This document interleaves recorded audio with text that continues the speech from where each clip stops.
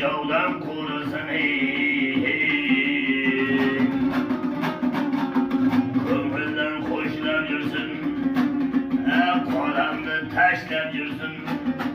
Ahmet canım yesan ama 100 yıllar eşler yürüsün Koy heyeyle çobanlar baran tavuğa serkeler Ey Ahmet bilen ne cürüp ben Toşken'de Gülcahan'da yok apamızda o kadar Ey şehirlerde yaşayan kız şu apamda o kadar Her kurganda o apamda ey oğlunu ötüp yer gelir Ey gepirganda donamız Ey geptir donamız Ey obat bolsun xonamız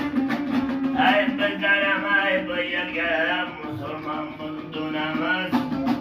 Ey Gülcahan vapamız hem kaddamiz yenemiz Ey çöküremiz yeremiz Ey dumbralar çalamız Ey məsləhətli iş bolsun Ey şunu vapandan olamız Ennemeleyse vayda dedim durmayın Biz bir yola çaylı içip olamaz En çökülmeydir teleri Dumbaranın çoramında çoralı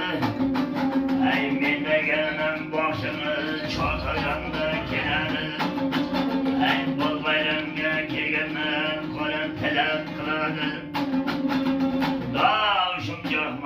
Muhammad Amin Jalali